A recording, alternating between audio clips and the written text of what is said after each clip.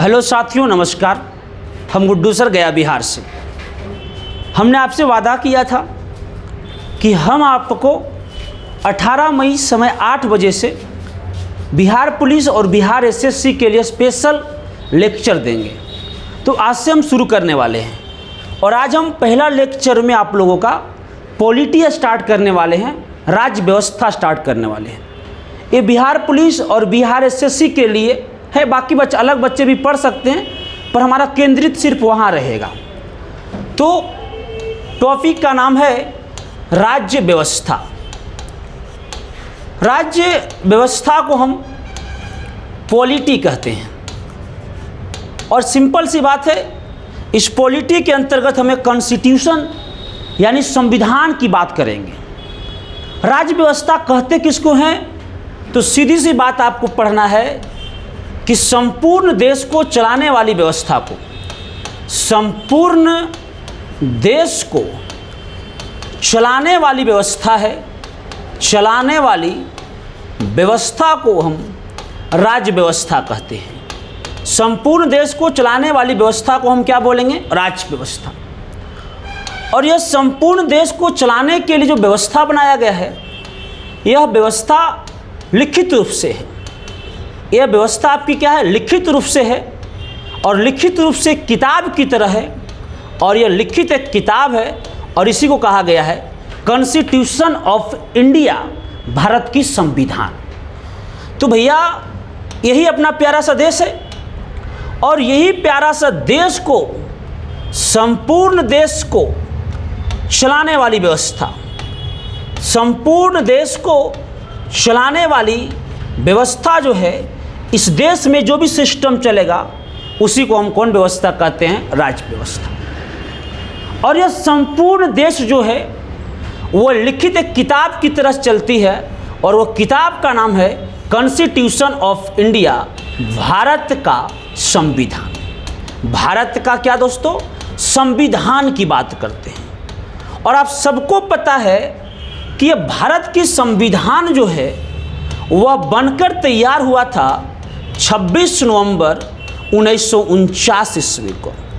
और इसी को कहा गया है संविधान का अंगीकार करना, संविधान का अंगीकार। और अगर संविधान की लागू की तिथि अगर हमको जानना है तो ये लागू हुआ था 26 जनवरी 1950 ईस्वी को।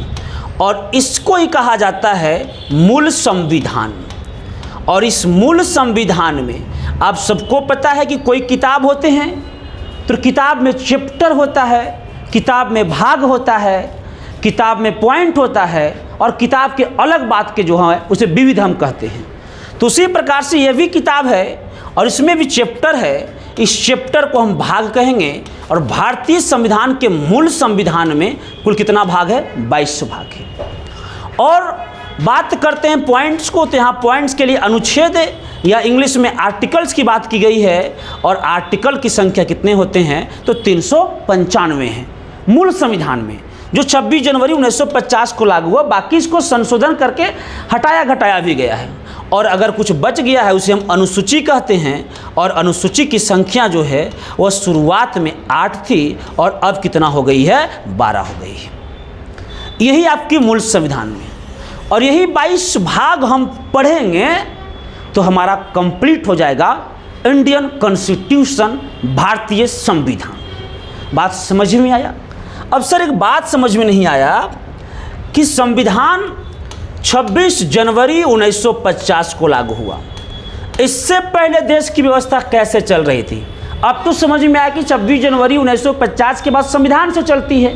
इससे पहले कैसे चल रही थी? तो प्यारे, इससे पहले इतिहास चल रहा था। और आप सबको पता है कि इतिहास में प्राचीन इतिहास, मध्यकालीन इतिहास और आधुनिक इतिहास। प्राचीन को हम एंशियंट लिखेंगे, आधुनिक को हम मेडवल लिखेंगे, मध्यकालीन को मेडवल लिखेंगे और आधुनिक को हम मॉडर्न लिखेंगे। और प्राचीन काल में राजा की शासन चलती थी और मध्यकालीन काल में राजा की शासन चलती थी। और यह व्यवस्था को हम राजतंत्र कहते थे, राजतंत्र कहते थे। यह व्यवस्था को राजतंत्र। आधुनिक काल में अंग्रेज़ों का शासन चला और अब अंग्रेज़ जाने की बात कर रही थी कि हम चले जाएंगे तो भैया हमारे देश में शासन किसका चलता, तो अब पता चला कि नहीं, अब कुछ होना चाहिए। तो भाई किसकी बात हो गई, संविधान की बात हो गई। ये कुछ नया नहीं है, संविधान की मांग हमारे देश में बहुत पहले से चल रही थी। सबसे पहले 1895 ईस्वी में बाल गंगाधर तिलक ने सबसे पहले संविधान सभा की मांग किया था। तो सबसे पहले संविधान सभा की अगर कोई मांग किए तो वह मांग कुछ किसने किया था, बाल गंगाधर तिलक ने। बाल गंगाधर तिलक ने किसकी मांग करते हैं, तो संविधान सभा की मांग किया। तो संविधान सभा की पहली मांग कब, 1895 में। किसने, बाल गंगाधर तिलक ने। और बाल गंगाधर तिलक ने उस समय विधेयक पास कर रहे थे, स्वराज विधेयक। बोलो दोस्तों, कौन विधेयक, और स्वराज विधेयक के दौरान बाल गंगाधर तिलक ने आपकी मांग की थी। लेकिन यह मांग ऑफिशियल नहीं थी, यह मांग अनऑफिशियल थे। बोलो कैसे मांग थे दोस्तों, अनऑफिशियल मांग था। अब आपको लग रहा है सर ऑफिशियल अनऑफिशियल में क्या अंतर है, तो जाहिर सी बात समझिएगा। आपके प्रेमिका आपको ऐसी बोल दिए आई लव यू सोना, आपकी प्रेमिका बोल दी आपको, उसकी को क्या भरोसा है। अगर आपकी प्रेमिका चिट्ठी में लिख के दिए कि हम तुमसे प्यार करते हैं, हम तेरा बिना नहीं रह सकते हैं, तो लिख के दिया, उसी को कहेंगे ऑफिशियल, औपचारिक। और ऐसे बोल दिए उसे कहेंगे अनऑफिशियल, अनौपचारिक। तो अनऑफिशियल था, अनौपचारिक मांग था। और ये कब की कहानी है प्यारे, 1895 की कहानी है। उसके बाद 1922 ईस्वी में गांधी जी ने भी इनकी मांग किए थे संविधान सभा का। उसके बाद 1900 कई लोग मांगे, जो प्रमुख है वही बता रहे हैं। 34 में AM राय ने संविधान सभा की, जिसका फुल पूरा नाम है मावेंद्रनाथ राय, मावेंद्रनाथ राय। और यही 1934 ईस्वी में ऑफिशियल मांग किया था कि हमारा क्या होना चाहिए, संविधान। तो एक बार मेरे साथ रिकॉल करिए, पहला मांग 1895 किसने किया, बोला करो, जहाँ जहाँ बैठ के पढ़े बोलो, बाल गंगाधर तिलक ने किया।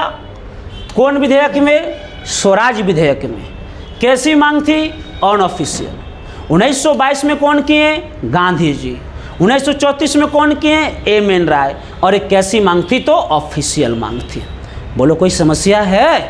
अब तब जाके अंग्रेज़ों को लगा कि भैया यहाँ पे संविधान बनना चाहिए, और अंग्रेज 1945 में ऑफिशियल घोषणा कर दी। ये सब बात मॉडर्न हिस्ट्री का है, वहाँ समझाएंगे। और अंग्रेज़ों ने भारत के संविधान बनाने के लिए एक मिशन भेजते हैं, और वह मिशन का नाम है कैबिनेट मिशन। कौन मिशन प्यारे, कैबिनेट मिशन। और कैबिनेट मिशन जो है वह आपका 24 मार्च 1946 को आया। बोलो कैबिनेट मिशन कब आया, 24 मार्च 1946 को। और यह क्यों आया, कितने लोग आए, तो भाई साहेब इनमें 3 लोग आए। और इसको याद करने का जुगाड़ है पास। क्या जुगाड़ है, पास जुगाड़ है। पीछे होते हैं पैट्रिक लॉरेंस, पीछे क्या, पैट्रिक लॉरेंस। ए से होते हैं एवी अलेक्जेंडर होते हैं। बोलो ऐसे क्या होंगे, एवी अलेक्जेंडर। ऐसे होते हैं sir Stafford Cripps, sir Stafford Cripps. ये आपका ऐसे होंगे। और ये तीनों लोग संविधान सभा की निर्माण करेंगे। इन लोगों ने संविधान सभा के लिए घोषणा किया कि 389 संख्या निश्चित किया गया, यानी संविधान बनाने वाली सभा बनेगी ना, उसकी कितनी संख्या निश्चित, 389। इसमें कहा जोन क्षेत्र में 10 लाख आबादी है, वहां से संविधान सभा में 1 सीट आएगा। बोलो कितना सीट आएगा, 1 सीट। कितने आबादी में, तो 10 लाख आबादी में। और इस प्रकार से संविधान सभा की संख्या निश्चित हो जाती है 389। 389 संख्या निश्चित हो। बोलो किसको, संविधान सभा का। कितने दोस्तों, 389। 389 संख्या निश्चित हो। इसको कई कैटेगरी में बांट दिया गया। उससे हमारे देश में देशी रियासत भी थे। देशी रियासत मतलब राजा राजाओं के कुछ कुछ क्षेत्र में शासन था। तो इसमें कहा गया कि देशी रियासत भी संविधान सभा में भाग लेंगे और लोगों के लिए सीट निर्धारण किया गया। तो 93 सीट देशी रियासत के लोगों के लिए निर्धारण किया गया। कितने सीट? 93 सीट निर्धारण किया गया। क्या सिर्फ चुनाव कराया? नहीं, राजा का चुनाव है क्या? नहीं करेगा। तो राजा क्या करेंगे? अपने मन से जो इनके क्षेत्र में अच्छे होंगे नॉमिनेट करके भेज दें। कितने लोग बचे? तो बाकी लोग 296। इस 296 पर चुनाव हुआ, लेकिन इसे भी 2 कैटेगरी में दिया गया। इलेक्शन इसी पर होगा, चुनाव इसी पर का। और इसमें थे 200, हम कहते हैं ब्रिटिश क्षेत्र, यानी जहां अंग्रेजों का कब्जा है उस ब्रिटिश क्षेत्र पर कितना सीट? 296। 292 जो है आपके ब्रिटिश कमिश्नर के लिए, ब्रिटिश कमिश्नर के लिए कितना? 292। तो माफ करना, ब्रिटिश कमिश्नरी ब्रिटिश प्रांत के लिए, ब्रिटिश प्रांत के लिए 292 और ब्रिटिश कमिश्नरी के लिए कितना सीट हुए? तो 4 सीट। ब्रिटिश कमिश्नर के लिए सीट कितना दोस्तों मेरे? 4। और ये 296 पर चुनाव, उस पर भी चुनाव होगा। अगर से पूछो बिहार किसमें आया हुआ है? 4 ब्रिटिश कमिश्नरी कौन कौन? इसको याद करने जुगाड़ बता। बोलिए A, B, C और D। क्या बोलना है? A। क्या बोलना है? B। क्या बोलना है? C। क्या बोलना है? D। और A से याद रखना है अजमेर। भाई से क्या याद रखना है? अजमेर। तो A से अजमेर, B से याद रखना है बलूचिस्तान, बलूचिस्तान याद रखना है। C से याद रखना है कुर्ग और याद रखना है दिल्ली, यानी दिल्ली। और यही आपका ब्रिटिश कमिश्नरी। कितना सीट? 4। और बाकी तो पूरा ब्रिटिश अच्छे प्रांत। 296 सीटों पर चुनाव की बात हुई। तो सबको कहा गया चुनाव तो होगा, बात सत्य है, लेकिन सीटों का बंटवारा होना चाहिए। अच्छा से देखो मेरे, इस बार वरिष्ठ होना है तो पूरा हम करेंगे, मेहनत आपको करना पड़ेगा। तो भैया इसमें से 20 क्षेत्र से 296 चुनाव होगा, ताकि सीटों का बंटवारा किया जाए।